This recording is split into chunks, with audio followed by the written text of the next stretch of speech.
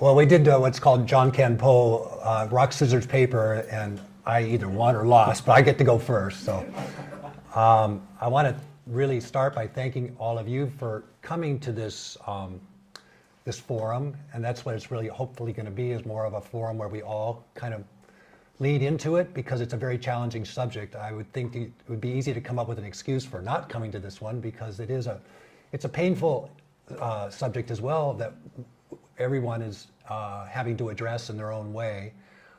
So I want to commend everyone that did choose to come here to try and tackle this this challenge as together. Both Jeff and I have been working and have our own individual paths in regards to how to alleviate homelessness. And so I'm really looking forward to, and I've just met Jeff for the first time as well just now, see where we go with this subject, because it's a very, very challenging subject. The more both Jeff and I have engaged in it, the more humble we have become, because there's so many layers, it's so multidimensional. I like to think of it kind of as like how to really alleviate homelessness is a little bit more like playing three-dimensional chess or trying to solve a Rubik's Cube. Because when you first start to try, and you think you may have some answers, but then you start to realize you have a lot more questions than answers to it. So both Jeff and I come to this with a great deal of humility, but also a strong degree of necessity to face this challenge that seems to be getting even more larger issue.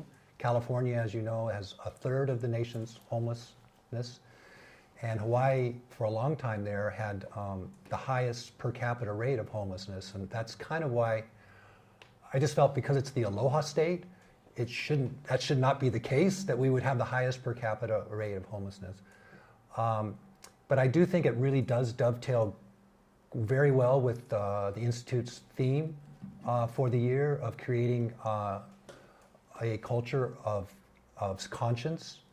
And one of the things that's really inspired me the most, probably in terms of my own involvement and efforts in trying to find ways to reduce homelessness in Hawaii, is actually the teachings of Mahatma Gandhi. In particular, his teaching on sarvodaya, which he translated as a universal uplift, uplifting of all.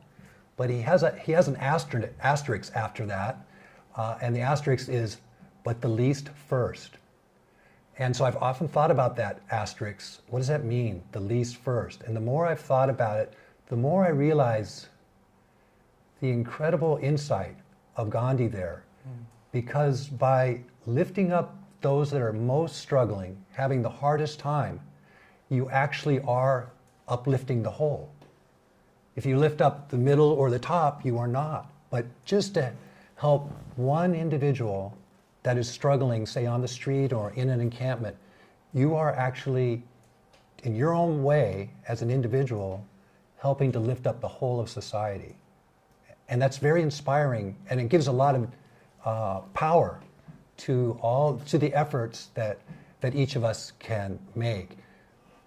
There was found on Gandhi's writing desk, where he was staying when he got assassinated, a short note that has become Gandhi's talisman. And in this note, he says, "I will give you a talisman. Whenever you are in doubt, or whenever your personal self has become too much for you, think of the poorest person, the person most struggling," I'm paraphrasing, "and when you do that, and ask yourself the question, is the choice I'm about to make, is the path of action I'm about to take going to be of any value to that person? And by asking that question, your doubts will clear up and your path will open before you." And that's an inspiring thought, and it was written shortly before his life was taken. So for me, one book that was very inspiring to me early on was a book by, her name is Joan Halifax, and she wrote a book called Standing at the Edge Between fear, and courage. And in that book, she talks about these edge states that we can get in trying to practice various virtues like empathy or altruism and so forth. And each of these edge states, if one can get to a certain point where that actually, you can actually fall off the edge of that. And so like, for example, with empathy, if empathy can end up being, what was the word she used? She used, I forgot the phrase, but it becomes non-empathy if you get overwhelmed in it. But at the end of her book, she points out that there is one virtue that if one can practice that one, it has no edge state, and that is compassion. And so in trying to address the challenge of homelessness, one needs to try and find that heart center of compassion.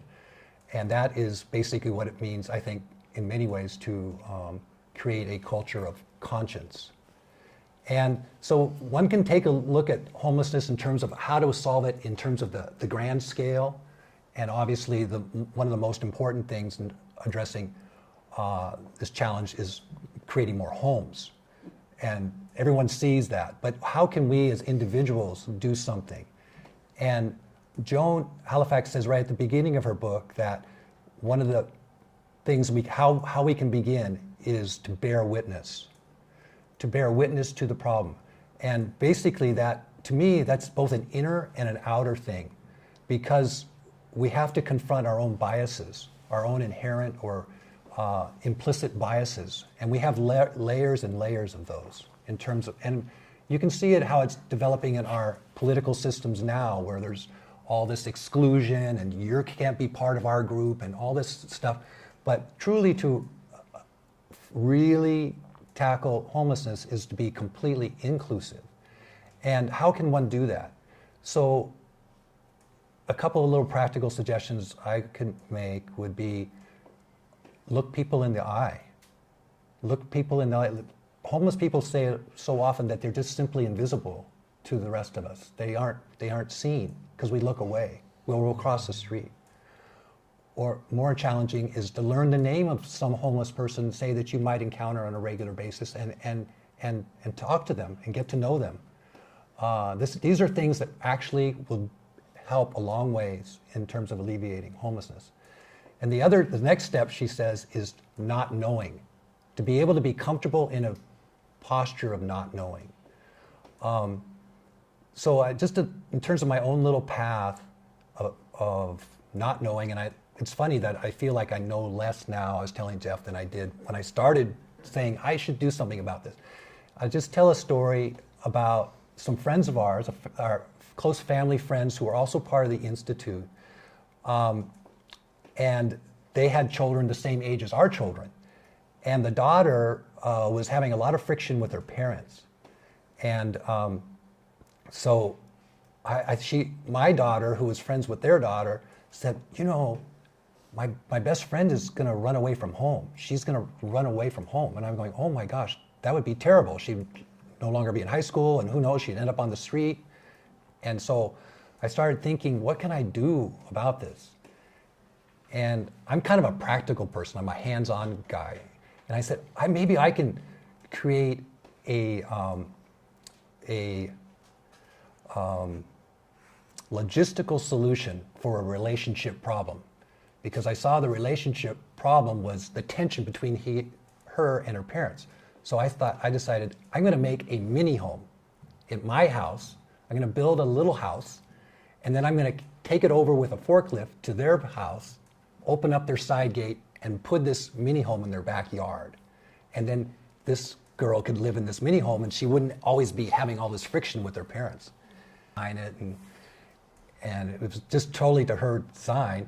And we put this mini home in the backyard, and this girl moved in there, and almost immediately the problems between her and her parents dissolved. She finished high school, went on, got into nursing school. Now she's a loving parent with a number of children, but it could have gone sideways. The whole thing could have gone sideways. So I just saw the value of that particular thing of a mini home. And then I read in a magazine called the Yes Magazine about what they were doing up in Seattle, where an architect and his daughter were working with neighborhoods to put one mini home, accessory dwelling unit mini home, in the backyard in a particular neighborhood or in a block. It was called the block project because they would only put one per block, but they had to get everybody in the block to agree and one family to host some homeless person to come and live in that home, or that mini home. And it really worked. And the thing that was so inspiring and clever about it was it helped to reduce the NIMBYism in the entire neighborhood. So those two things really inspired me to get involved. So I connected up with a group in Hawaii called Hui Aloha, who was kind of helping to support people that were homeless that were in encampments. And so I went to these leadership meetings at these that Hui Aloha was doing with the locals in a community close to ours called Waimanalo. And so that was where I started to try and bear witness, is trying to get to know people that were actually homeless and get to know them on a first name basis.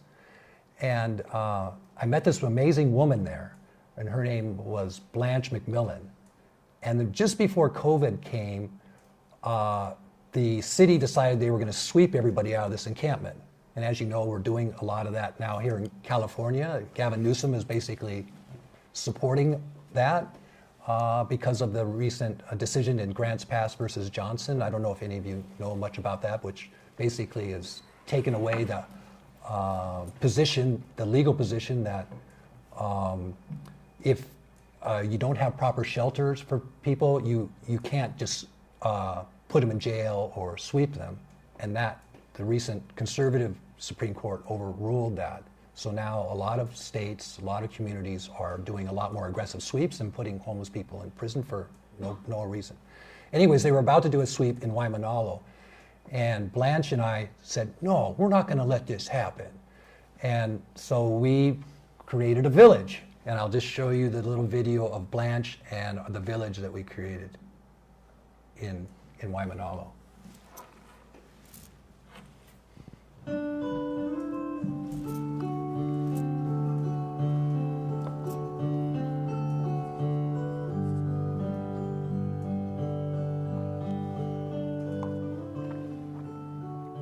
15 years I was a coordinator for St. George Church.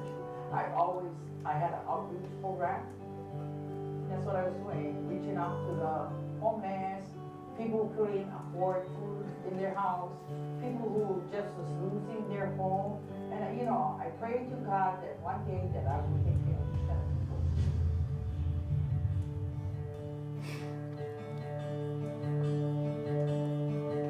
God's voice came to me and said, take them out of bondage.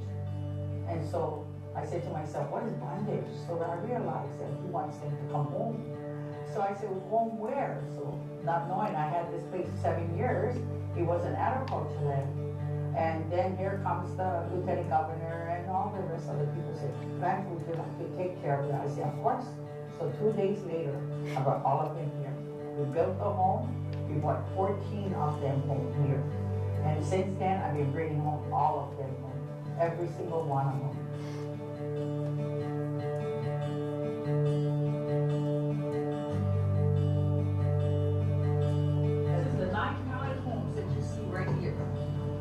That was the first homes that we bought here on this island. This kitchen was donated by Castle Medical Center, Seventh Day Adventist Church.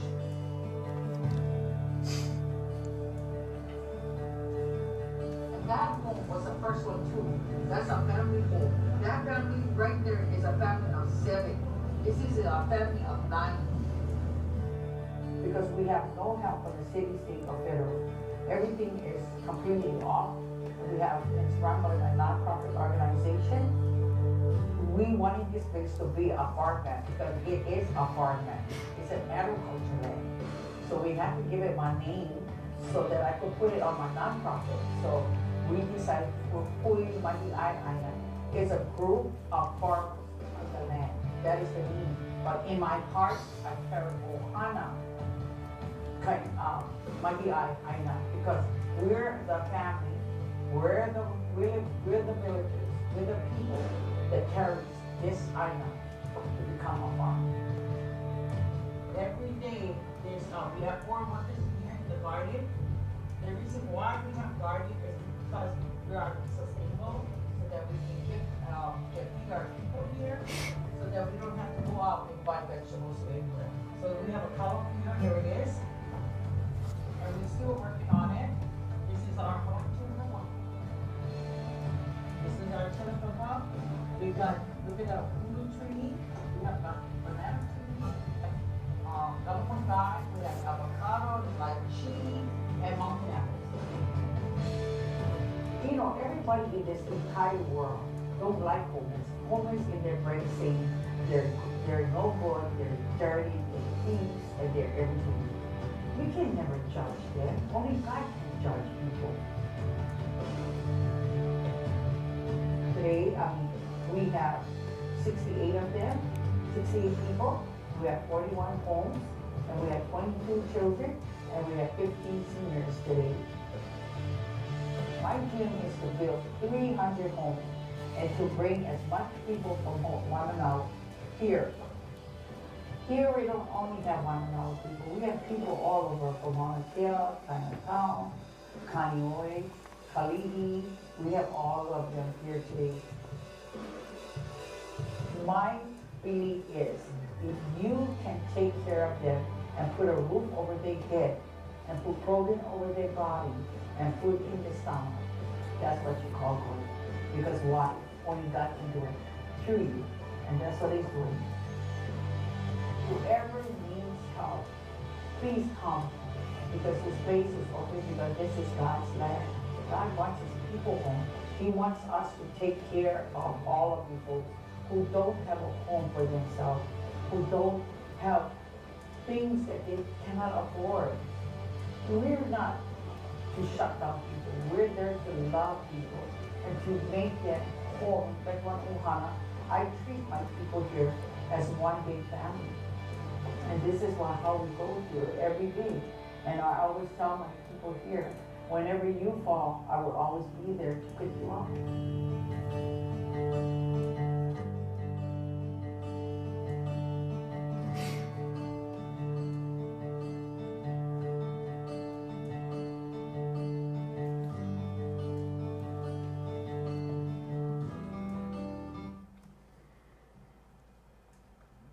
So she is an amazing woman, as you could tell. One of my heroes, one of my great heroes.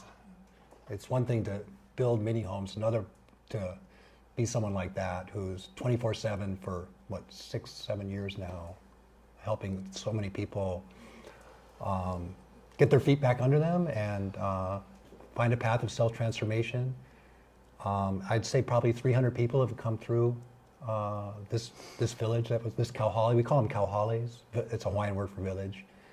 And it's been amazing to watch once a person is off the street or out of an encampment and is embraced by someone like Blanche and her family as part of their family, to see them restore their dignity as being a human being, their self-worth, and just watch their stature of when they're no longer, the pressures of being out on the street or in an encampment are no longer there. And I've seen just the idea of this approach, which is very much in line, I think, with what DignityMoves is doing versus shelters, is giving someone their own space. It's an opportunity to kind of decompress, because if you have your own, I've changed from calling them mini homes to more like interim dwelling units or transitional dwelling units, because it should be transitional, so as someone gets stronger and is able to enter the larger community. When someone has their own space like that, they can go in and know they're safe, because when you're on the street, you're not safe. It's secure. It's both safe, stable, and secure. And secure in the sense that you can leave your unit and know that your possessions are not going to be gone when you come back. And it's also stable, so that someone knows that they're not going to just, like in a shelter, you have like 30 days or 90 days and then you're out. Here, it's an undefined amount of time. Some people have been there for a short time and then moved on. Other people are going to be there for a long time. Many of the people that are at Blanche's Kauhale, they call it Blanche's Ranch, are probably going to be there maybe for the rest of their lives. I don't know, because they've been on the street for maybe 20 years, some of them. So a lot of the people that come through this Kauhale are chronic homeless. And that's kind of the demographic that I think DignityMoves is working with, is the most difficult nut to crack. Because when you're on the street, you know, you talk about PTSD, the phrase I've kind of come up with for someone that's living on the street or in a encampment a long time is STSD, which is sustained traumatic stress disorder, because every day is stressful. And so how to deal with that kind of trauma, I think Jeff will probably help us understand this, but it seems like it's trying to get to the roots of trauma, is because a lot of addiction, behind addiction is trauma. Trauma triggers and is behind a lot of what people who end up being addicts or have. There's a lot of trauma in their lives and how to address it. But the word family keeps coming up as the best approach to addressing trauma. So our state is really motivated to create these kauhales. Our governor, Josh Green, he has a kauhale initiative and he wants to create a lot of these. They were going to create one at a church in Kali'i, which is one of our more low-income areas, one of our more challenging areas on Oahu. But the organization that was going to do it, I could see was just going to kind of blow it in terms of actually, it wasn't going to be a true kauhale. They were going to spend a ton of money, and it wasn't going to be a true kauhale. So I just told the governor, look, let my company do it. We'll just do it. It won't cost the state a dime. Rather than spend like maybe $2 million, just let us create this kauhale. So we just finished this one. So I just show you this. This one as well. This is a 3-minute video of, no one is really, well, there's actually maybe 12 people that are living there, but we created it's kauhale for 26 people at this church in Kali'i. It's a Korean church. And a friend of mine just put this video together just 2 days ago, so it's pretty raw, but it gives you a sense of what we're striving for in creating these kauhales, which is, there's a prison in Hawaii called the OCCC. And what we're trying to do is create the KCCC, which is kauhales that have community, compassion, and creativity. And those 3 things all three were lacking in what the state was going to do with this kauhale. So we tried to tick off all 3 of those C's in building this kauhale. It's just recently done, and the governor's going to open it probably next week.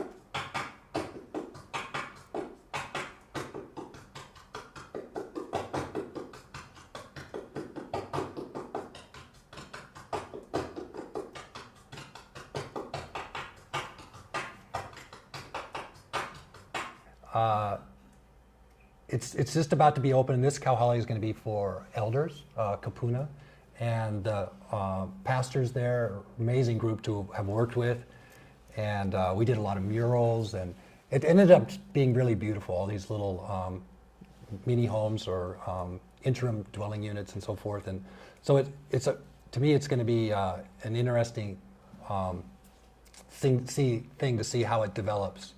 And I was thinking before coming here that Gandhi wrote his autobiography calling it Experiments with Truth. What Jeff and I are doing is experiments in patterns of living. I think is kind of one way to do it. And I see these kauhales or these communities as really trying to exemplify something in the Institute World Culture's first aim, which is emerging modes and patterns of living, which is, in these cases, it's very communal living. But in a sense, trying to create a field in a kauhale for self-transformation. And that's what we're working on over in Hawaii. And I started reading about what DignityMoves has been doing here in California, and it seemed very, very much along the same lines of, other than building more shelters or doing sweeps, but creating these possibilities for people to come off the street, heal, deal with their traumas, and then re-enter the larger society. And so I just want to thank Jeff for coming and sharing with us, and hoping he'll share some of all the work that he and his organization are doing. Thank you, Cliff. Well, hi everyone. Thank you for having me today. It's an honor to be here. I am currently the Vice President of Programs and Partnerships for DignityMoves. In the bio it said that I was with Good Samaritan Shelter for a time, but I was brought up to San Francisco. I live in Santa Barbara, but work out of San Francisco and around the state on homeless issues in terms of building sites. But really my primary focus is on trauma-informed care, and we're hearing a lot about trauma-informed approaches, which is the new vernacular for very old principles, a lot of ancient wisdom being moved forward into the paradigm of homelessness and where we're at, and precarity itself, which what we're feeling politically, economically, not just here in the United States, obviously, but around the world. And I'm also a social justice academic. I teach at the universities here, community mental health, a lot of classes around trauma. I just finished teaching a class for undergraduates on global perspectives on trauma and stress. We focused a lot about the trends in trauma that are developing around the world. And I think, and my doctorate, I got it from Pacifica Graduate Institute, which some of you are familiar with. I chose to go to Pacifica and not to be a clinician. And I followed Joseph Campbell to Pacifica. I saw Power of Myth, and it woke me up to the idea of story and archetype, that I really wanted to explore the stories we were living. I felt like pathology is important, but it felt reductive to me. And what I felt I needed, and what Pacifica gave me, in effect, was a humanities degree, and I studied suffering. I needed to understand, as Ursula K. Le Guin just says briefly, she said, suffering is a misunderstanding, and that concept of that we're not understanding the principle, the presence of suffering in our life as information, as a way of understanding who we are in relationship to other, the value of life, the loss of life, the inevitable losses and pain that come with living, and bringing that into consciousness, bringing that into my own life and the work that I do, and specifically the people that I'm working with now and have been working with for several years. I've ran residential treatment facilities for people with developmental disabilities, severely emotionally disturbed diagnoses, diagnoses of serious mental illness, and co-occurring disorders of substance use and serious mental illness, including recently building sobering center for meth and fentanyl use to really, and I've spent a lot of time with people who are using meth and fentanyl use, building diversionary programs. That's programs where people are coming out of incarceration and even possibly out of a long-term lockdown psychiatric hospitalizations, and reintegrating them back into community.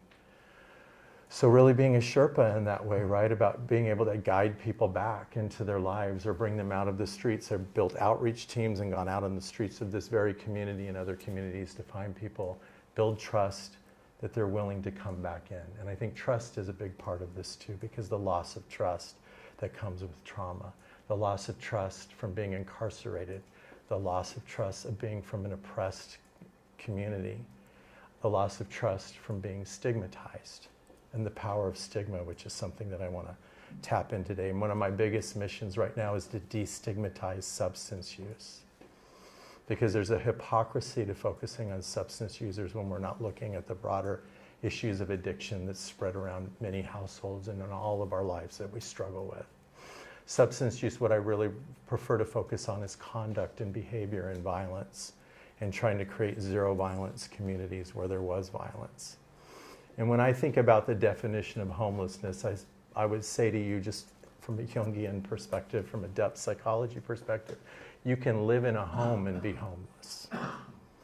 So homelessness starts well before you lose your home.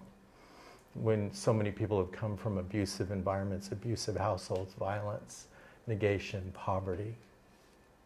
So you're already behind when you were born into those places, especially when you're born into violence. And if you listen to the stories, I mean, many stories, just even beyond people who are homeless themselves, you hear many violent and really terrible stories of being negated and the self-limiting beliefs that come with that begin the trajectory of falling into the margins. That's where I focus. That is the trauma. So the building the structure is important, but it doesn't make it a home. It is the culture within that home. It is the environment within that home that makes it its own. It's the love in that home. It's the care in that home. It's the acceptance in that home. And that is the great task of our day, is to revision what a home is. So when I'm talking to people, and people are very enamored with the structures, and I think that's great, but I am not interested in building, as I say this around the state, I am not interested in building more prisons. And there is also a re-traumatization in housing someone, that they are being put back in a house that they lost or a place that they lost, that can really activate a fear in them if there's not support and love and care that goes along with that, that you are there with them along in that journey. So it's not just housing someone. It is the quality of that housing, it's the community in that housing that's going to determine that person, all of our success. So communal values is where I really focus. That's my job, is to, from a trauma-informed perspective, which is really connecting someone to their story of trauma, giving them the space to speak that story, to feel seen and heard is the first, that is the toehold into moving forward with your life. And how many of us and how many people that we're serving do not feel seen and heard? They're moving into places where they've been punished, right? They're punitive. Shelters have been punitive in nature. Being incarcerated, being punished and negated in that way, and your story not being able to come into to talk about how I got into this situation. That is the trauma-informed perspective. That is where destigmatizing a person's negation, because that's what we're looking at. And you feel the stigma in this community and many communities, and now that we're past the pandemic and so many resources were poured into trying to house people experiencing homelessness, we're feeling a retraction now. We're feeling a resistance to helping people because the numbers are going up. There was a Wall Street Journal article today that talked about in the nation, in each state, that we're watching, even with the amount of resources we're pouring into this, the numbers are going up. And what happens with that in communities, because I'm the person that does the community facing, I sit in city council meetings in front of communities, I walk neighborhoods, I help build the places in your neighborhood, but I become your neighbor in doing that, to listen to your fears about this being built in your neighborhood. There's so much fear around this subject. And a lot of that fear is also, what if this happens to me? Because so many people are close to losing everything. And we need to remember that. There's so many people living, as Joan Halifax calls, the edge state. I teach that book. I'm very familiar with that book.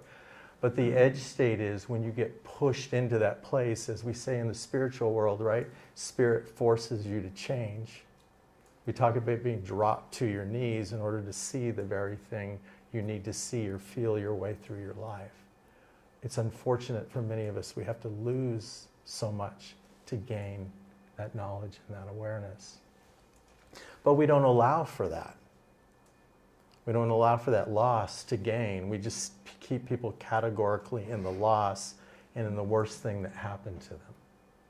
Right? Where we think in a system that's designed, if you are a felon, you are forever a felon, and you're never allowed to move forward.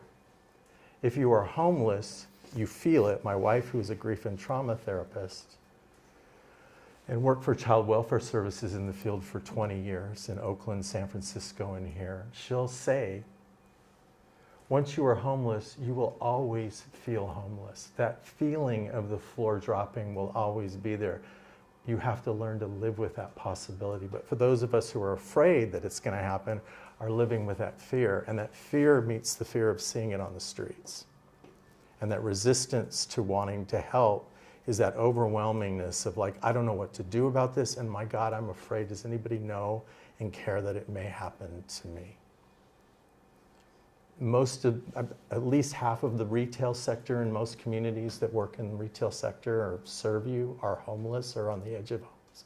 College students are increasingly becoming homeless, and the biggest rising sector of homelessness in our communities is the aging community. We have people in the Santa Barbara community. We have women in their 80s who lived on the streets for 30 years. This is our reality. This is what we're facing. And homelessness is a symptom of something, not the cause. It's something that we have to look at as a culture that's happened that says something's not right here.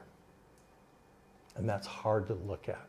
There's something about our culture that is so violent, right? That has so much violence, so much division, homelessness on the rise, anxiety, dislocation, displacement on the rise.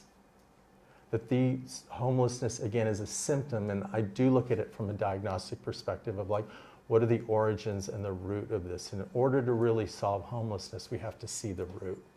And building homes is not the root, it is triage. So I call myself a battlefield medic. That's what I have been. I'm trying to get people off of the streets as quickly as possible. At Dignity Moves, our mantra is the streets should not be a waiting room for housing, because many people are dying in the streets waiting years for housing. But what they're really waiting for is help and services in a community that will embrace them and love them for who they are and what they've been through, and help them face the shame, which is so pervasive. Those are the things that I focus on, that I've spent my life looking at. And it comes from my own lived experiences with significant mental health challenges, where I lost almost 30 years of my life struggling with mental health issues, and then dropped out of high school and somehow got a toehold on my life. In my late 30s, I'm in my 60s now, and I went back to school, I got degrees, and the patient became the doctor. So when I started running treatment facilities and places like that, the people lived in there. I didn't even have to tell them. They said to me, oh, they let one of us in here to run the place. And I said, that's right. So it takes that lens of knowing and seeing and being one of, that's why I can go and do encampments. I was in an encampment last night. I can go into psychiatric facilities, into jails, into your homes with no judgment. Because you have to have that sense of neutrality to do this work. Because when you're working with people, they can sense you judging them. They can sense them looking at you with pity, and they are not looking for pity. They're looking for humanity, for commonality, that you can see me. Can you see me beyond this, what you see now, that I'm so much more than what you see here? And we have to bring that out of them. We have to help bring them back into their own lives and their own sense of value. And that is quite a journey, to go from homelessness and back into your own life and getting a sense of value. We know that from the perspective of limited self-beliefs, which is what I focus a lot on. And when I'm talking to students and stuff, is how to address these limited self-beliefs that are embedded in poverty and oppression and negation. So I wanted to frame it in that way to all of you before I start talking about what we do in terms of housing, because I'm going around the state trying to build that kind of culture in the places we build, and trying to re-educate the people that do this work to move from a punitive state to a compassionate state. Not an empathic state, which is important, but compassion is the really place, which is an objective, clear, grounded ability to be with someone in their story without having to compare it to my own. Can their story live on its own and be told? They need a place to tell that story and to feel heard, and that is the beginning of true healing, is when you really, and we've all, I'm sure that everyone has had that experience of feeling really heard, and how transformative that was to be with one person that heard you It can be the catalyst to healing and moving forward with your life in so many powerful ways. That's what happened to me. That's what saved my life, was one person heard me. And it was the toehold, and I built a whole career and vocation on how to give that to other people and build physical spaces with this energy, with this spirit that I'm describing inside of it. That is my mission, and that's the bigger fight. Beyond the housing is how to shift the culture to have the consciousness that this organization is really designed to address, to bring what you all know and are talking about into these communities, to build that beloved community that gives a sense of value. That is my mission. So I'll show you some slides right now. Is that going to work? Yeah, there we are. Yeah. So Dignity Moves, again, what we're focused on is the scalability of building the housing so that we can develop the culture that I'm talking about. And many of you here in Santa Barbara have been hearing about them because we built 3 in Santa Barbara County. One downtown, which I came out of retirement to run myself because I believed in the model so much that I stepped out of retirement. The city, county, and Good Samaritan asked me would I come out of retirement. I said, I have to. Please let me have that. Because I think this could be a catalyst to building more. And that little site of 35 units in downtown Santa Barbara, and these are 2 of the residents I brought in. These were the first 2 I brought in right there into the Santa Barbara downtown site that some of you are familiar with, which is 35 units. I went out and did the outreach myself and met all of them. I was out there day and night for 6 months meeting people. We had a waiting list of at least 300 people for 35 units just in the downtown area. And what they wanted was a room of their own. They wanted a lock and a key and a place to be safe. They didn't want to be in a congregate space. They didn't want to share space. They did not feel safe. The amount of, for those who were trying to recover, being exposed to drug use was really hard for them. And for those who were using, they didn't feel safe. They were equally as vulnerable for different reasons. But having your own room was a big part of what we focus on and why this is so important. Dignity Moves is founded by a group of Silicon Valley entrepreneurs who saw this problem and wanted to bring a disruptor model to it. So I am partnering, I'm the street cred of our organization, as we would say, right? And, but they really came to focus on this issue and bring people from the technological sector, from the development sector, from the real estate sector and the investment culture together to really fast track and penetrate not only building these things and how to build them fast and affordably, but also from the legislative side, which you'll see in a slide in a few minutes. So yeah, bringing a cross-sector of different partners from the private sector together with the public sector to really catalyze this movement, for us to learn from each other and revision the way that we've been doing this work. We call it interim supportive housing. Some people call it emergency interim housing. But you'll see EIH, or interim supportive housing. That's transitional housing where you can be somewhere for a shorter period of time. You come off the streets to stabilize. There's medical care, there's mental health care, there's recovery care, there's legal aid, all come on the site. We have clinics on site and private spaces for them to meet with them, to build referrals out, to get them stabilized medically, and they feel safer in those places rather than being able to go into clinics and other places where they don't and haven't conventionally felt safe, or they feel ostracized and stigmatized in those spaces. To bring those services onto the site to work with them while they're living is another catalyzing effect to creating stability. So it's that triage effect, right? It's that bringing them off of literally the battlefield and stabilizing them. We're talking about everything from cancer treatment to diabetes to the significant mental health issues to obviously substance use. And just those stabilizing effects just of your medical care alone is an amazing impact on someone's mental health as well. And just not just the medical care, but just someone actually caring about you and helping you feel better. And they haven't felt better probably in any time they could even remember. So we come from the perspective that it's solvable. It is a complex issue, and with the numbers rising. But as I'm saying, the interim supportive model, it creates new pathways out of homelessness for the unhoused in cost-effective ways. And why is that important? I think I came off the screen there. There I am. So why is the cost effective? Because again, when I'm out there trying to advocate for new models of care, what the community is telling me, the NIMBY, not in my backyard community, is saying, we have spent so much money on this, why isn't it getting better? That's one of the questions I have to answer. And my answer to that is, we have not utilized the existing resources we've built effectively. We have not optimized our public and mental health systems. This isn't a resource issue, it's more about a management of resources issue, a utilization of what we've built and infrastructures we've built. We've already built it.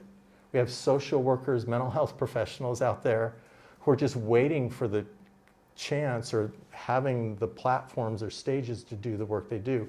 When we built this, public health nurses came on, and for the first time, they were actually able to work with the people that they were helping out in the field because they could find them. Number one, they knew where they were.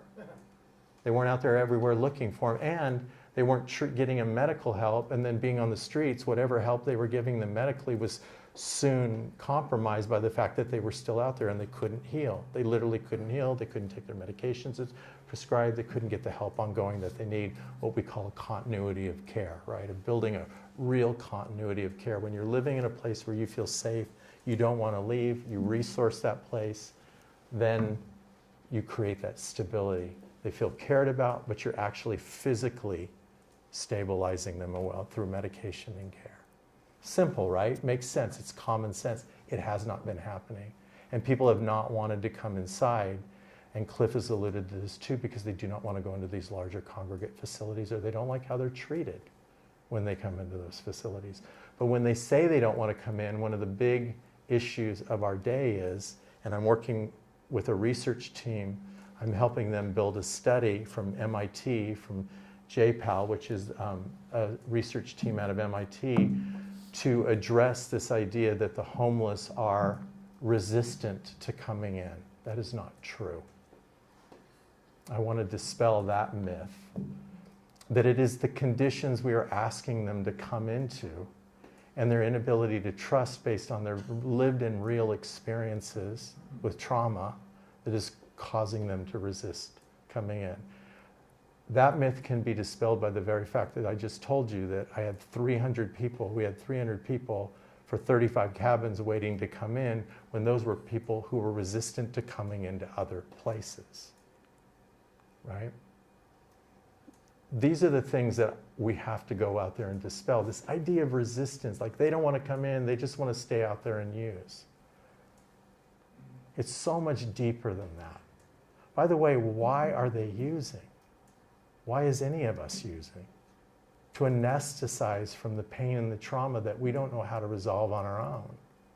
And we don't have the support and the care, we don't have a language, we don't have a capacity, we don't have the understanding of what it would mean to feel better, because I have never felt better, or it's been so long my body doesn't even remember what it feels like to be loved and healed, right? When we think about fentanyl, the annihilation of pain, just for a second. There are times in my own life, and still to this day, when I think, wouldn't it be amazing to have 30 seconds of relief? Can we be real about that with them?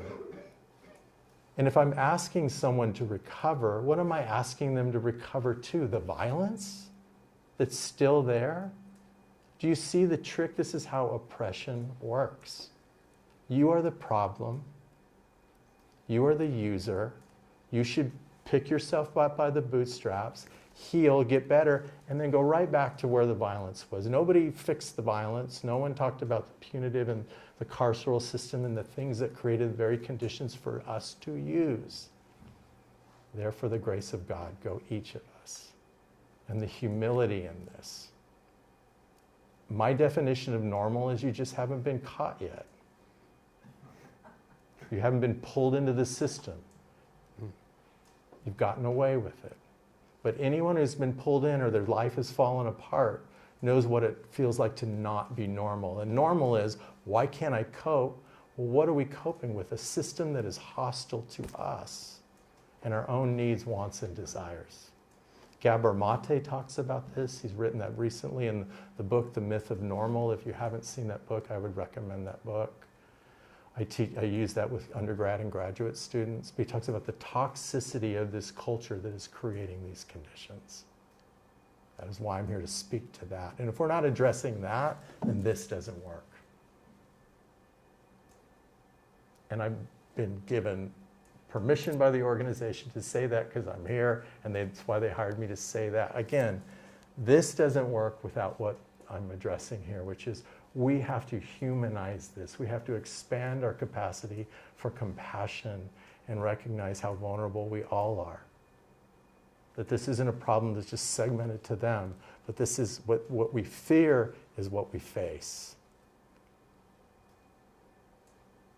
Right? What we fear is what we face. And looking at that on the streets and looking at those conditions has to make us look at ourselves and how helpless we also feel in this too, right? But it's important to note that. And when we talk about how's affecting, we look at the wait list, right? Waiting on the street, the number of people are actually waiting, and there are not enough beds for the people. But again, to make this system effective, we have to create the culture that they want to come in. They are more amenable to coming into the sites like we build and Cliff is building because they have their own space. And it gives the capacity for community, right? We create a sense of community there, and then they get in and we start to foster that with them, which leads to permanent housing. What's beautiful about this model too, for those who stay only temporarily and then move into more permanent situations, if and when they're ready, is they stabilize. So I'm not just bringing them right into permanent housing from the streets while they're still using. They've had time to recover and stabilize. When they get a real lease, they're more stable, they're sober possibly, or they've got the skill sets to maintain that lease so they don't fall back into homelessness. You need the time to heal and prepare yourself to be housed again. They need to talk about the fact that being housed again can be re-traumatizing. Right? To have that again, to have that opportunity and be afraid I'm going to lose it again. But are you stable enough to take advantage of permanent housing? Is permanent housing what you really need? Do you need skilled nursing facility? Right? So many do. Do you need residential treatment? Do you need to be in a place in longer term treatment where you're able to focus on your psychiatric and your mental health conditions? It's not just permanent housing. I would add those other elements to being other options within this as well, beyond just, so expand your consciousness around permanent housing to include skilled nursing facilities, convalescent spaces, again, residential treatment, or places where you're going to get the level of support you need based on whatever it is you are going through, the challenge you are facing.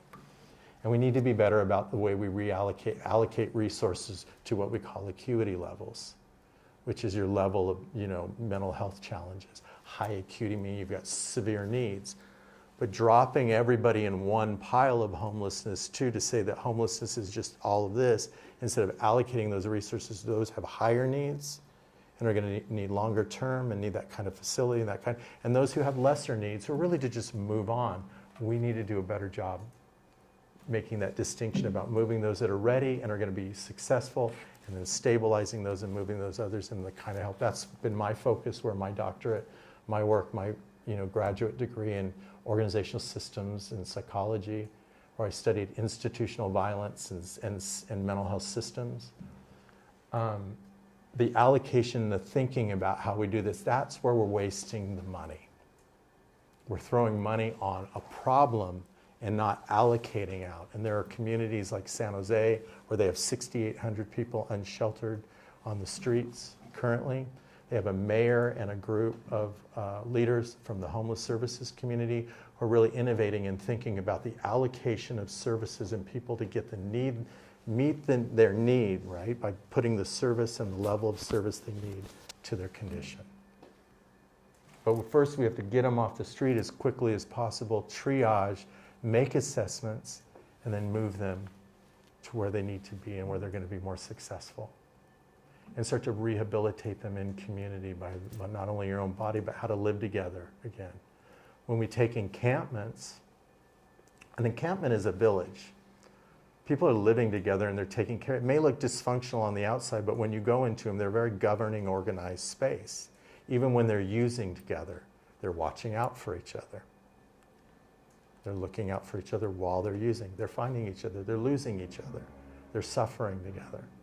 They're resourcing together. They're getting drugs together, but they're not. But they're helping each other get food. So many things. There's a community there. But if we can bring that community into spaces like this, we can start to shift the value system away from some of the things that are more self-destructive, that are a part of self-limiting beliefs and all that, and start to reinforce values that are connected to what they're already doing, the values they already have. It's just a shift to be more healing and more supportive and being able to move forward with your life and not be stuck in the grip of addiction and the grip of poverty and just in that loop. Shift the loop. Just migrate them into this space. That's a trauma-informed model that hears where they're at, sees the value of what they're doing, doesn't focus only on substance use, but sees people caring about each other within that. You've got to go inside that to see that, and they feel heard and seen when you do that. I did.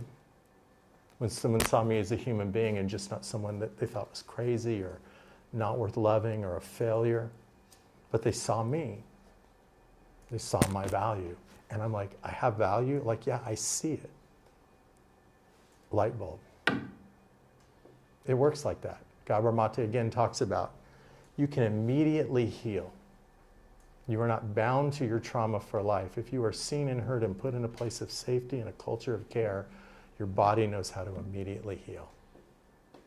And we have had that experience as well. Love. Being loved and loving is that experience. That's what we're talking about, isn't it? Really? And I'm going to move through a bunch of these, but we're also looking at land is expensive, so we're getting people to donate land. That one downtown was on the DA's former parking lot. We took the DA's parking lot, so there was a little bit of justice in that for a minute. And then the old juvenile hall space out in Goleta, it was abandoned. We were able to use that. Community college downtown San Francisco was an abandoned community college. We put it on their site there. We were able to do that. Ojai, I'm working in Ojai. We got $13 million. There's 38 people living around City Hall in Ojai in tents. And I'm part of building a community in that village in Ojai where they're taking care of it. We've got them to sign a community agreement of conduct, take care of each other. We're resourcing that site as we build the site, so they're just going to move right in from the encampment into that space. So we're using the City Hall space, and then we're going to use their really underutilized public works yard just 2 blocks over, and we're going to build a community on that. Churches is another space that we would do that. So we're looking at the different places. We fast-tracked legislation. We're working with Newsom's office and other people to try to fast-track permitting, to build these quicker, faster, utilize the spaces that exist and underutilized land to build these spaces, which is what we're looking at, just to be able to move these places further. Thank you. And it's a win for residents and communities. What I would say about that, when I decided to do this work and I thought about coming to give back to Santa Barbara, which has given me so much. I've moved away and come back like many of us have. I'm raising a daughter here. And when I thought about this community and how much I loved it and I wanted to do this, I felt like not just for Santa Barbara, but building that space there and having it be in the heart of downtown where it's never been put before, that it was going to have an even bigger healing impact on the community if they could see it work. Mm-hmm. That it would change the mind. It wouldn't just be for the people experiencing homelessness, even more importantly, it would be healing for the entire community, because number one, you'd see the competence, you'd see caring people caring for people. Right in it wouldn't be hidden in the margins or exiled out in some industrial lot or somewhere where no one wanted to see it. It's so important as a part of our model to try to put these in the communities where the people are living currently on the streets, because it is their community too. Even though they're living on the streets, this is their home too. And it means a lot for them when we build them there.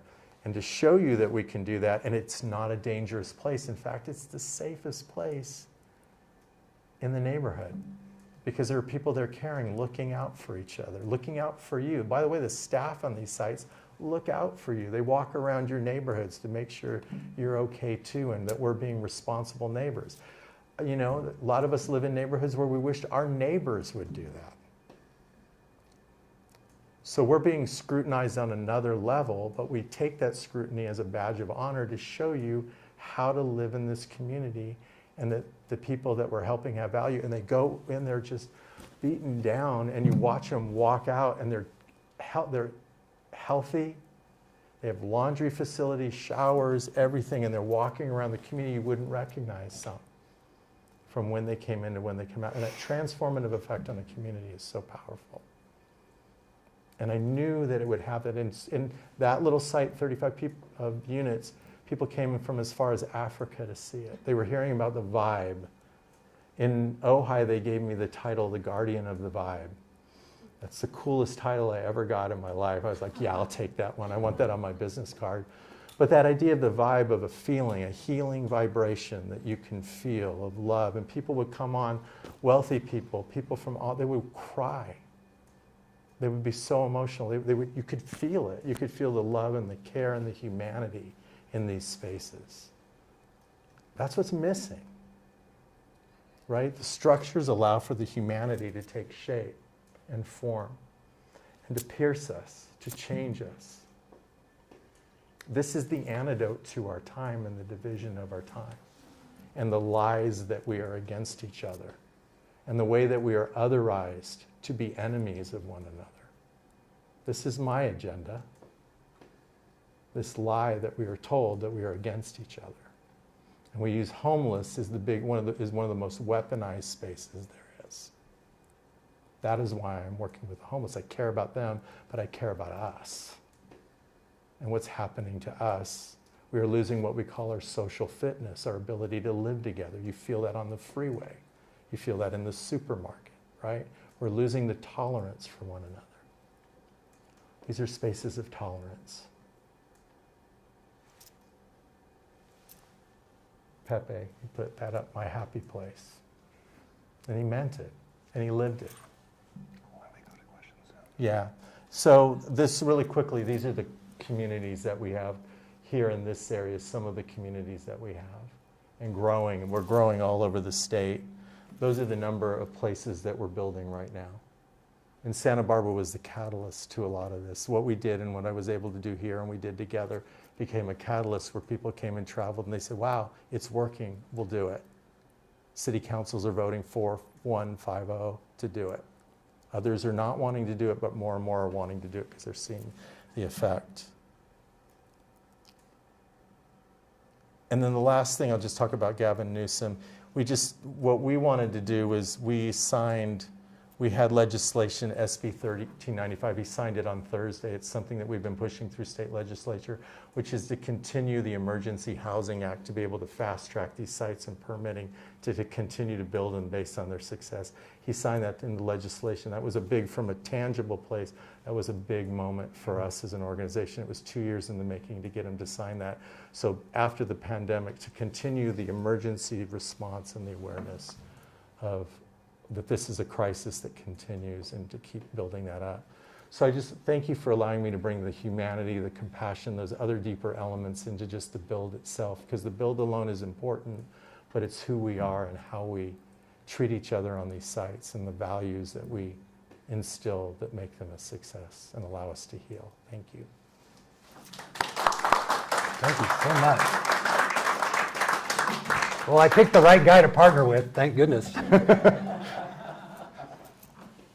job. Thank you. Okay. Thank you so much.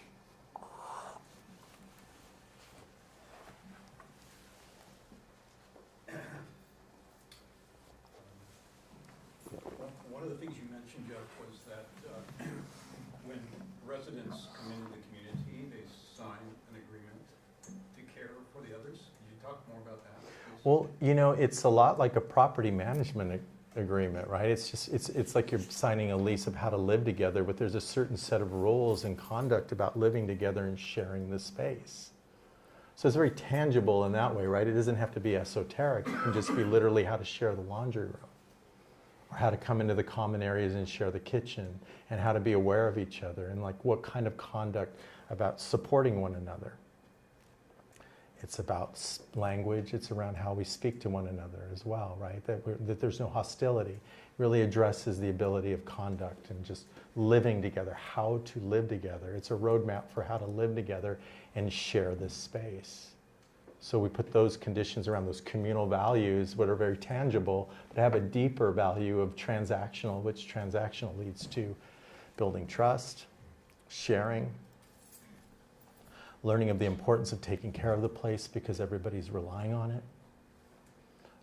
And the other one is the awareness of that our conduct, if we draw negative attention toward the community, we won't be able to either keep that community open or build others in the future. I gave a speech, I just gave one Thursday to an encampment that we were going to bring in. They were starting to get really worn out. And I said, by you all living here together, you are helping us build, and you're doing it positively now, and you've signed these agreements of learning to live together, and you're living together really well. You've shown the community you can do it, and you've given us the ability to build more and to build the site for you. I said, so you are saving lives. I literally, when they signed that agreement, if you make this work, we will build more, and you will be a part of the story of saving other people's lives. And they rise to that. 9 out of 10 rise to that level of being a part of something bigger than themselves. So those communal values, when you're signing up, you're understanding that my own life and my own needs are a part of something, that it's not all about me, but this is something bigger than myself. So it's bringing them in that consciousness, just the way they share that space. And that it's fair. It has to be fair. In terms of, like at Mahi'ai'Aina, there's really only one rule. Whereas like in shelters, there's a whole lot of rules. Yeah. And you're not, you have to pretty much give up your possessions when you go into a shelter. And if you have pets, you have to give up your pets. Those are two incredibly impossible things for someone to do. Mm-hmm. But when someone moves into Mahi'ai'Aina, there's only one rule, and that's don't be mean. Yeah, that's good. That's good. And it's because everyone living there has lived experience, they all keep each other in line to a large extent. So Blanche and her family don't really have to do it. They call each other out. Like, no, you can't do that.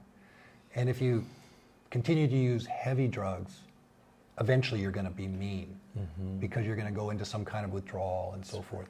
So rather than say you can't use heavy drugs here, you just, no, you can't be mean. Yeah. But there is kind of a rule that you can't continue using, very destructive drugs. Marijuana is fine, okay, kind of.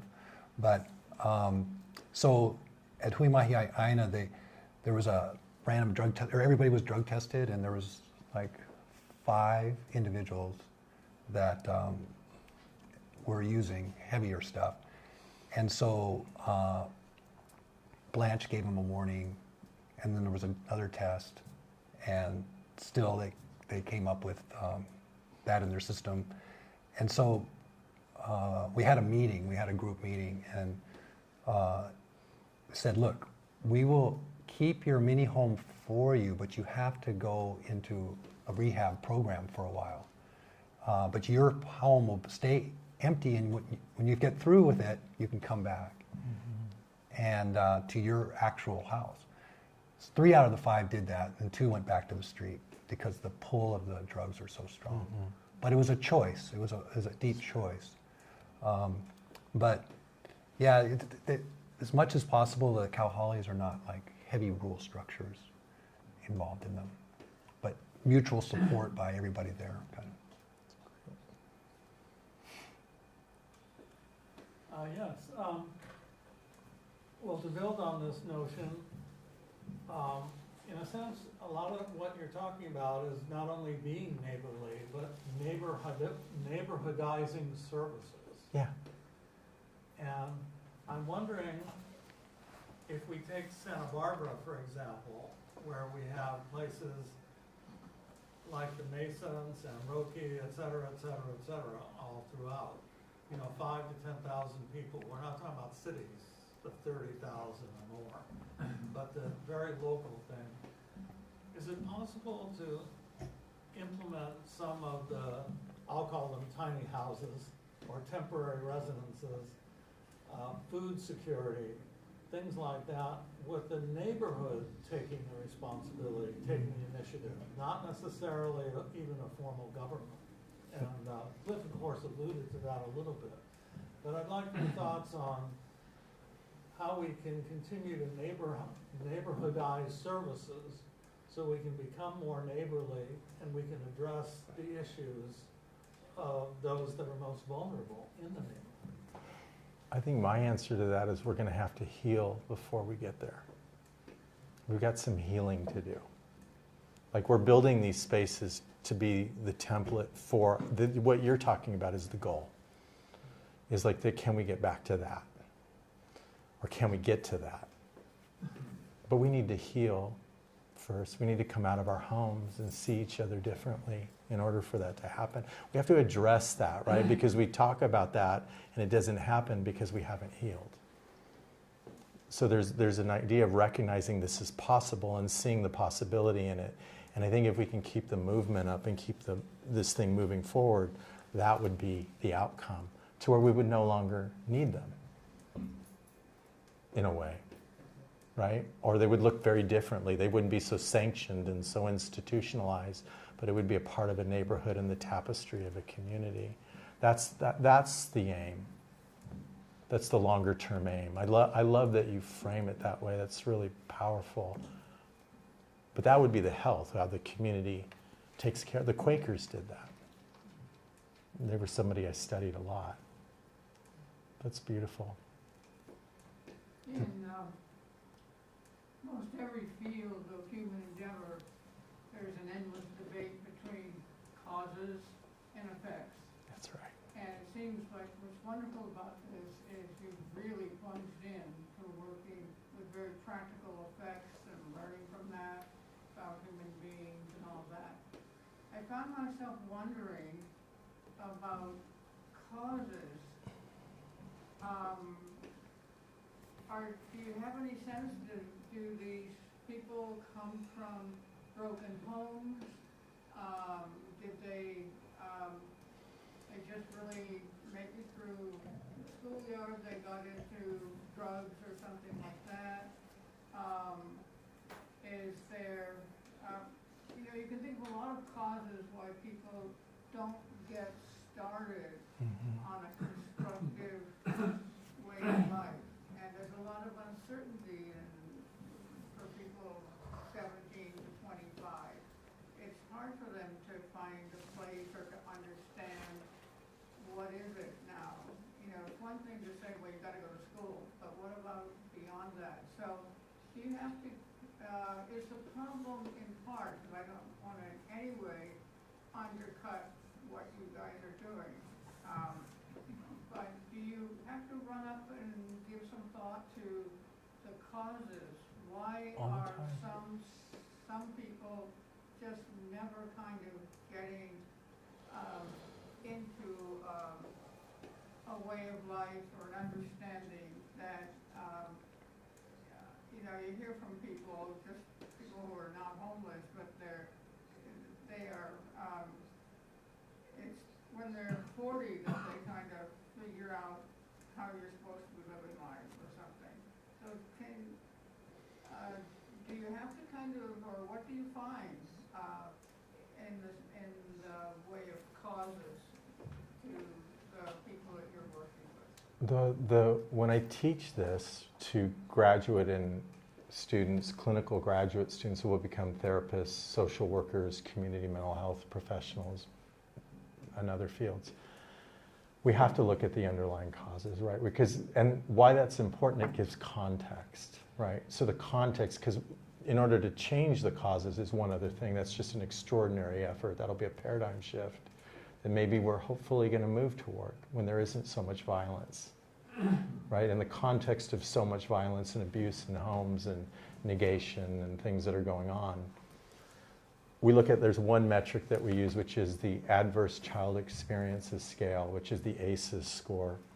And you can look that up, but it looks at poverty and abuse, divorce, different circumstances that are there that get you're behind, right? You just immediately you come from those places, and then there's a higher probability that things are going to be tough for you as you get older.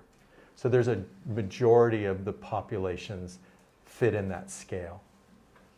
And you can come from a wealthy family too and have those elements from divorce and abuse and violence. Poverty, there are different metrics within that.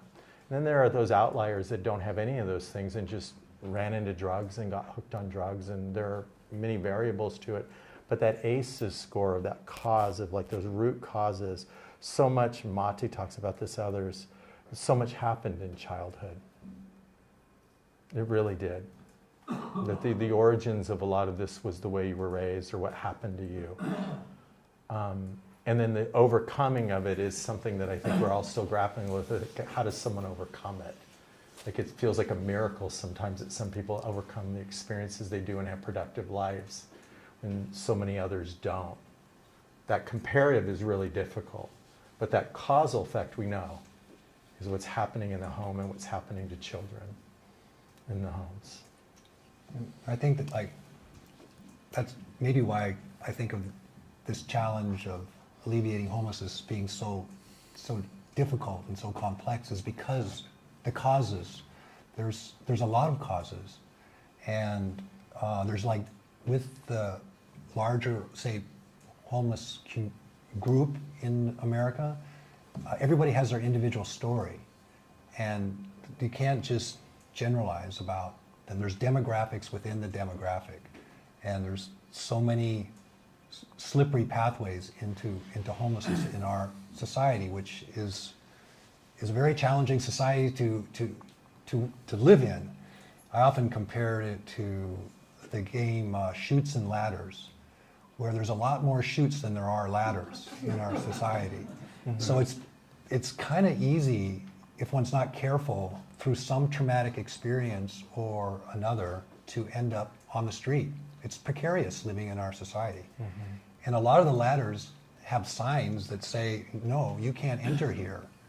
So especially once you're houseless, to even get on the first rung of a ladder is very, very hard. And that's what I think DignityMoves and the Kauhales initiative in Hawaii are visualizing, is kind of like that first rung. You know, make the step not that hard to begin the process of reintegrating back into the larger community, and make it so that it does have continuity to it. So we don't want recidivism. I mean, there's been this mantra of housing first for the houseless, and that's really, in many ways, not the right answer, because people aren't ready. And if they get into a housing situation and don't have the support they need, they'll end up back on the street, and that's incredibly discouraging and demoralizing. So I compared this approach of shelter first to kind of like going around the baseball diamond. And first base is getting shelter. Just help someone get off the street into a safe, stable, and secure place. And shelters themselves are not safe, stable, or secure. So this is a very pragmatic, very practical idea, and very low cost compared to the housing first model. Gets a person into a shelter, an interim dwelling unit, with that, and a communal support system of so many other people that have had this lived experience. But then second base is all the services that can be provided once someone is locatable. And those services will vary with each individual. Third base is for that person to then find a way to be a contributing member of that larger group. Mm-hmm. Once they, again, find a way to give back, or to get a part-time job, or all the jobs that are part of one of these communities. And then home base is housing of some kind. So you got to go around the diamond to get to housing. But in that whole pathway is the unveiling and the dealing with these causes. And these causes are, generally speaking, some form of trauma for so many.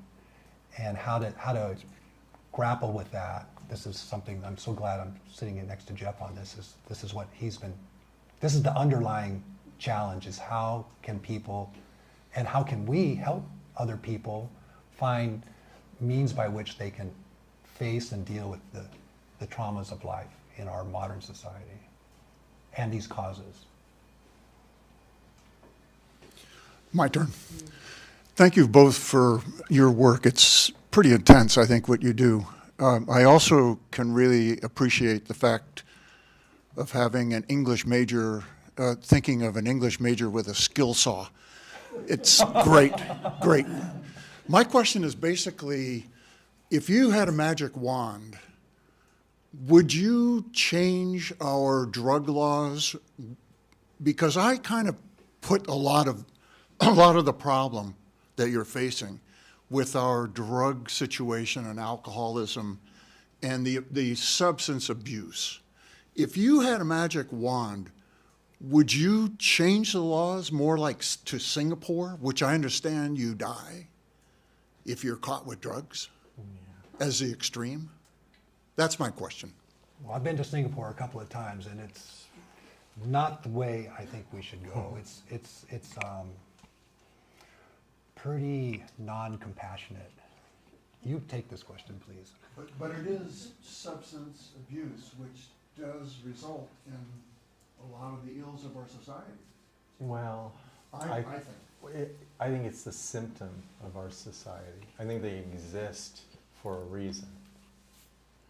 Right? I mean, there's nefarious reasons for why drugs and fentanyl are being put in our street and being brought from other countries and their factories, pumping it into our culture. There is a war on drugs. I mean, we don't have to go to war. They drop these drugs in here into a sick society. A society that's just is But not. my argument is it sick because of the drugs? No, Okay. Do you I see- reject that. Okay, just, But that's just me. I mean, I feel that they exist. They're feeding off of something else. This need, this vacuous need that we have. so again, would you change anything? Could you, if you had the power to change the laws? Oh, I wouldn't arrest addicts, Well, I'm not. but I again, would get them into facilities to get treatment. And all of this social science now is about. It's not about incarcerating or it's like heavy-handed drug laws. It's about connection. I think that- doesn't Europe kind of treat them as it's a disease and you need to Yeah. treat it like that? Yeah, I would say. Well, that would be part of my question then to you. Would that be a way of managing this? Yeah, it would be a better way. It would be a much better way to, like, again, we're still struggling with the idea of it being a disease because so much of the stigma around that I had mentioned before earlier about substance use, the stigma is the problem because it doesn't humanize the person, and then the negation of the person just causes more drug use. And if you're not changing the violence in the culture, what are you asking me to recover to, man? To go back into poverty? To go back into the neighborhood where the violence was? To go back into the place where I felt the pain? Nothing changes. I have to change, but nothing else changes. Nobody else here has asked that. I don't see anybody else being scrutinized of the way that scrutiny is, of like, what is changing? Again, it's an extraordinary thing to recover. I have sat at the bedsides. I have found the bodies. I have called the parents or tried to find the person, if there is anybody left. I have had to dump their belongings in a trash bin because no one was around and feel the effect of that negation and the humanity of the people. Like, We're still not quite answering. there's not that, the answer that you want doesn't exist yet. But it's a huge question. I just Well, recently. I know, that's why. I know. But That's why we're but kind of the dis- stumbling with it because it's so big. But the disease I mean, I piece. don't ask my neighbor. But the disease piece is the important piece because it sees something in it that the drug is doing something to the body. I mean, to be held in the throes of meth, The bind is the bind. It is a literal bind. Yeah. To be in that, like, because You're addicted. and It's like smoking. to pull people off. I mean, there are laws coming into effect now that they're finally saying that substance use is a disease from a mental health perspective because they've bifurcated substance use and mental illness, as separate, but now the laws, like there's one called SB 43, where you can now expand the gravely disabled definition that creates a psychiatric hold to pull someone off the street to include significant substance use, serious substance use, which pulls them into treatment to get them in enforced treatment. Yeah, I'm for that in those cases where they're a real danger to themselves and others out on the street. Absolutely. But that focuses on disease and treatment and pulling them off because they can't do it. So there's legislation. We just don't have enough beds yet. We're working, and that's what Prop 1, if you've heard about Prop 1, is building the infrastructure to create more treatment beds to bring them in to treat the disease, and to build a legal framework for law enforcement to get them and pull them in, because they don't have the ability to do that. But to pull them in and put them in a jail, that's not the answer. But pull them and put them in where recovery specialists are and work with them from a recovery perspective. But the society, when you have a person that's acting the way they are, then the society has a problem. I mean, I don't really want to walk down State Street with a few. I agree with that 1,000%. I mean, I'm discussing, I'm not. No, I get it. Yeah. I'm with you Yeah. on that. I'm in complete agreement Yeah. about, and our kids having to see that and people nodding off on fentanyl and dying on our streets. Oh, yeah, everywhere. I mean, we all went to school with kids that sort of got hooked, and they're gone. I don't know where they went. But And then the other side made choices, yeah.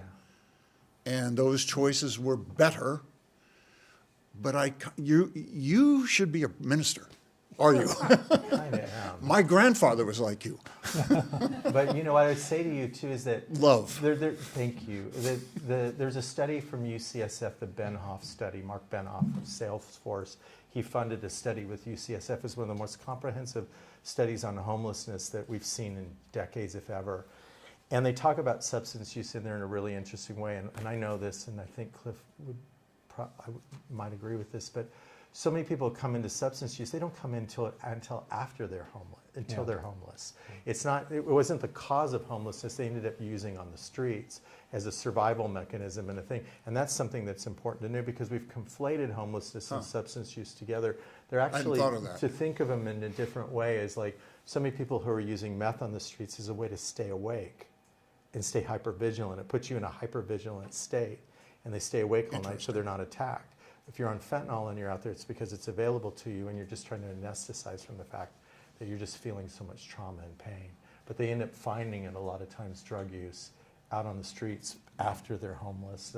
There's a larger number than people recognize that are using once they become homeless, not before they become homeless. It's usually housing insecurity and other things that happen that drop people. The majority of people come into it through economic issues and housing insecurity. That really humanizes it as well. I was thinking of the first aim of the Institute, which is to explore the classical and Renaissance traditions of East and West and their continuing relevance to emerging modes and patterns of living. So connecting the future with what is in the past that we can learn from. But Jeff and I were talking the other day about older cultures had safety nets to them, and our culture has a lot of holes where people can fall through. Well, I think it become more sectarian, so the church is gone, and that's right. It's replaced with foundations that are more interested in the foundation than the product that they were tax deductible into doing. So the people of the foundation make money, but the foundation is required to spend 10%, towards your mini homes or whatever they're doing, whatever you're doing with this stuff. But behind addiction, Excuse, I didn't mean to. What I understand is a lot, especially for folks that end up being houseless. There's a lot of people that still have houses in various parts of our country or live indoors that are very addicted. But for the houseless community, a lot of it is a kind of self-medication, that the driver behind the addiction is trauma. The trauma is what ended up having them be on the street, and then just the pressure, the constant pressure of living and being judged and finding no ways to escape that no exit world almost is what leads a lot of people to self-medicate. So I think it goes back to, in many ways, to our education system. and the experience of ostracism, that's a judgmentalism, loneliness, and to be able to infuse our education system with more moral values that older cultures had. Well, we're It was a back to moral education That's right. first, The moral and imperative. and a kind of secular education second. Yeah. All the virtues were taught in these ancient Greece, ancient Japan, and Spoken India. like a true English major. Literary. But before someone feels so isolated, and to create a society or culture of inclusion rather than exclusion. We have so many forces of exclusion now. That's what I love about the Institute of World Culture is it's so about interdependence. We've been talking about. He was really inspired to come here because of reading the Declaration of Interdependence that we have, and the vision behind the Institute for that kind of world, where we do see each other as brothers and sisters and treat each other that way, and then the draw towards, say, escapism in all of its forms, addiction is one of them, is not so, because everyone has a sense of place and purpose in that culture. And so I think to get to the root of the issue is the education and the moral fabric of our society. I just kind of get back to the drug thing, because once you're on it, you're on it. Yeah. You're addicted. Yeah. And I was a smoker. It took me a while. Yeah, the level of patience it takes to go through on that journey with someone. Discipline. We don't have the discipline. We don't have the patience to create the discipline. Yeah. So you're out of control. So now you're dealing with people that are, well, not all of them are out of control, because I think some are, lost their jobs. They just didn't, they fell through the crack and they got fired. Yeah. It's a problem. They lost their house. They have $400, And then I think the others are mentally, I'm trying to do it in my mind, the three, the jobless and the drug addicts, and then the actual mentally ill that are in our society that are sort of in there. But if I take it to a base structural systemic level of the real cause of this, it is housing. And when houses became an asset and not a home, A commodity. that was the transformation of this. And when you talk to a real estate agent in this community alone, and she or he will tell you, all the homes I sell are to a third or fourth home buyer. I don't sell to first-time buyers or priced out of the market. I talk to people in Carpinteria, the small community here, and other places. My neighborhood is all Airbnbs. I don't even know my neighbors. They're just assets that are being moved around in that sense of community. But people being literally priced out of the market. Like that minute that thing happened. That's a whole other. But that's the numbers. Which I'm also But the interested study, in, the too. UCSF study shows the trajectory of housing as it relates to that. And then drugs and everything else follow. Yeah.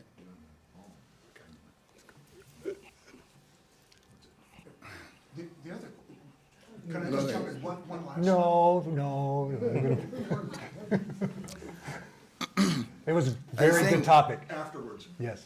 I think when you were talking about what you do, I felt there is a lot of passion in what you do and love. And I admire that. And despite all the difficulties that you run into with limited resources, limited funds, and some other problems, I think you probably are aware of a program in Finland that addresses the homeless problem in Finland. And the program's supposed to be eliminating all homelessness by 2027. That's what they're claiming. And the program consists of 3 steps. I don't remember exactly in detail what they are, but it's not only addressing the shelter and the housing, but also the psychological and the difficulties that the people that they're homeless, and also try to put those people that can stand in their feet and go back into the workforce, is to help them do so. And deal with these people that are addicted to drugs and have psychological problem, or maybe back in their childhood. So they deal with these things. And I don't know, maybe some of the problems that he was talking about could be solved by just being aware of that program. Well, I would say about Finland, like many cultures, is it's a collectivist culture. It's not an Yeah, individualistic. they're socialists. There's so social. There's a we have those elements, but they're not fully integrated. That the government and so is- they're not. We're not conscious of it. But that's a collectivist culture with safety nets, as Cliff alluded to. They have so they already have a well advanced head start on us in terms of implementing something like that, and it's achievable in a culture like Finland because it's collectivist in mindset. They have built-in safety nets that keep people from falling. So we don't have. I mean, if you fall, you fall. You fall all the way here. And you listen to the stories. There are PhDs out there. There are nurses out there. There are doctors out there. There are many people out there, highly educated, successful people. And I just listened to a bunch of stories the other night with people that, woman like 57, never been homeless. Everything came apart on her. And she's out there, and there was no net. And you know, one thing that saddened me in this country is to see veterans being homeless. That's historically been. This is really. That's a whole other problem. But that trauma that's there of being inside again and coming inside is such a big part of it too, and the substance use that comes from those experiences and trying to integrate that trauma, and then and not having a place to feel safe. And really, what the moral fabric from a veteran, especially ones who experienced war, that tear in their fabric of what they've seen and been a part of, and trying to reassemble yourself and come back into the culture, you're changed. You're forever changed, right? So it's a different metric. It's an amazing. I've worked with veterans. It's some powerful experience, but to be exposed to that violence and to come back here and to be asked to fit back in is an extraordinary. It's an extraordinary thing to go through.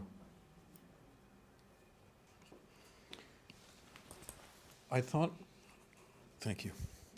I thought one of the answers you were going to give, because I heard it again and again when you were speaking, is that the underlying cause has to do with a violent culture. Mm-hmm. We live in a violent culture. Mm-hmm. And, of course, this is one of Gandhi's great indictments of modern civilization. Mm-hmm. He said, when someone asked him what he thought of modern civilization, he said he thought it'd be a great idea. Why? Is because, but the thing is, it's that it's hidden, right? And that was part of it. It's purposely sublimated. Yeah, and this is also when you think about the movements for rights, Negro rights in this country. What was that? That was a process of making the underlying violence visible. That's what protests did. Is they would make it evident that property rights, establishments being able to discriminate between one race and another, not allowing, only allowing persons of certain races to have facilities, et cetera, all those underlying things that we kind of just accepted as a culture that this is the way things are, is you bring them to the fore and you make it evident so that we start to become aware of how violent our culture is. Yeah. And I think, the other thing that I heard you say, Jeff, was about the addict being one who's trying to fill something inside that's missing, that has been there since birth, maybe. That his father transmitted to him, or his parents, because they were living in a culture in which they didn't see the meaning. There was a lack of meaning and purpose to their life. What was displayed for them as being successful, and therefore, get a good education so you can be successful. But it was a very materialistic standpoint, a very materialistic endpoint. Success is empty in that sense. So it seems to me that people get caught besides the trauma, obviously. But you can ask the question: what arose? What brought the trauma about?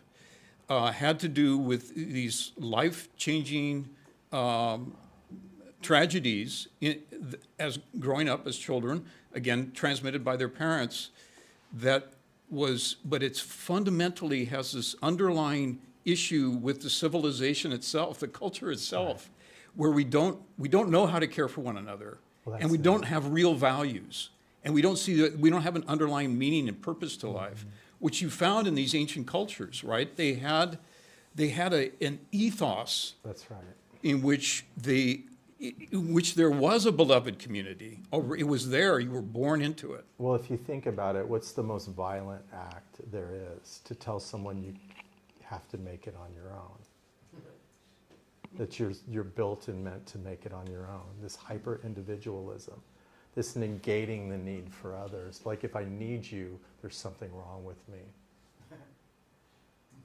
That's embedded in this thing. If you look at all the disease and the violence and the things that are happening, the need for gun ownership, the drugs being used, this idea, and when I can't do it, the shame in that you feel in that. And the kids that I'm teaching, the Gen Zers, they're onto it. They are onto the lie, finally. They're calling it out. They're looking me straight in the face and wondering if I'm going to be a liar.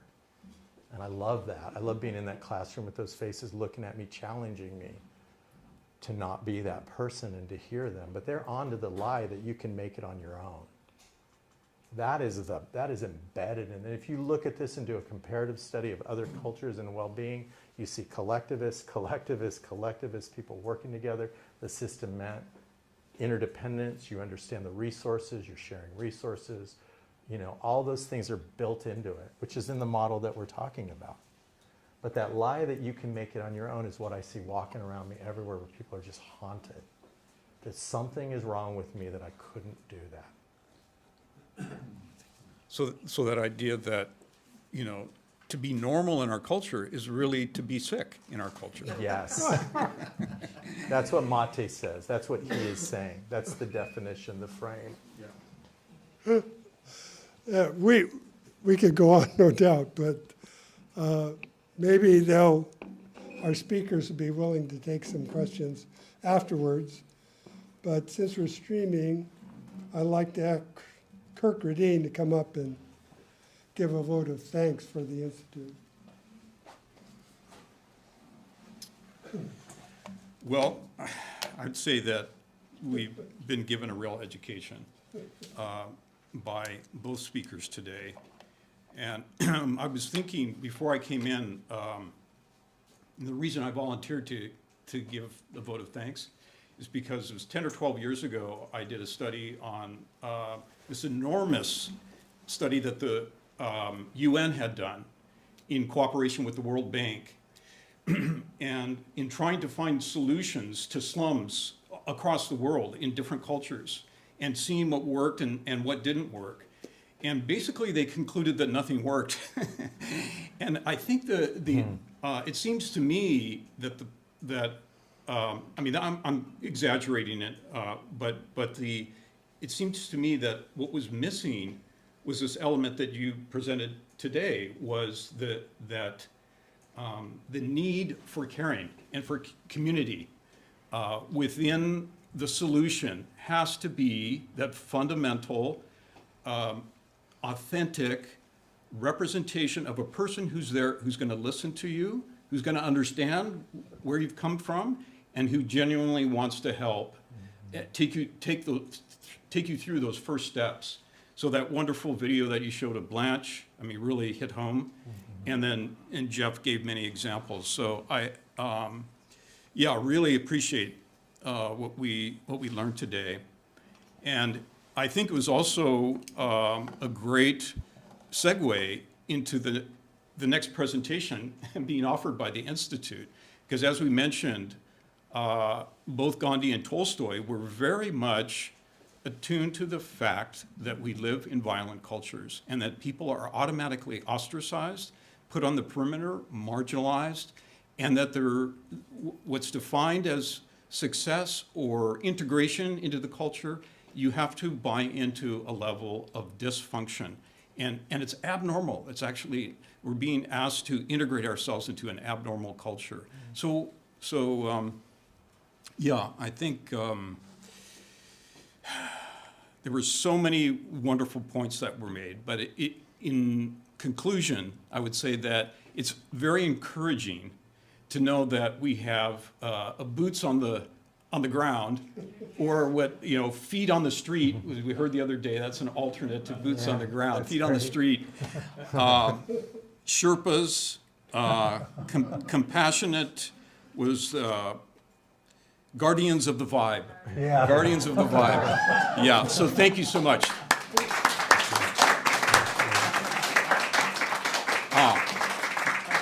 So, as was mentioned in the introduction, on October 12th, we're having a presentation on the unholy alliance of religion and politics.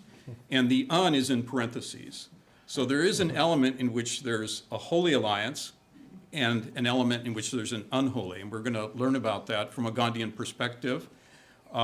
We have a professor from the Bay Area, Veena Howard, who was born and raised in India. And we also have one of our local heroes, Dr. Jim Teffer, who will be participating in that. It'll be a discussion and presentation as well, and also time for community input. So hope you all can join us for that. Thank you.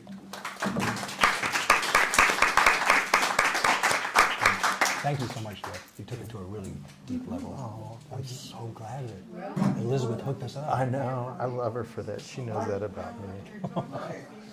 But it's also the boots, like you said, it's making it real. Yeah. Because you're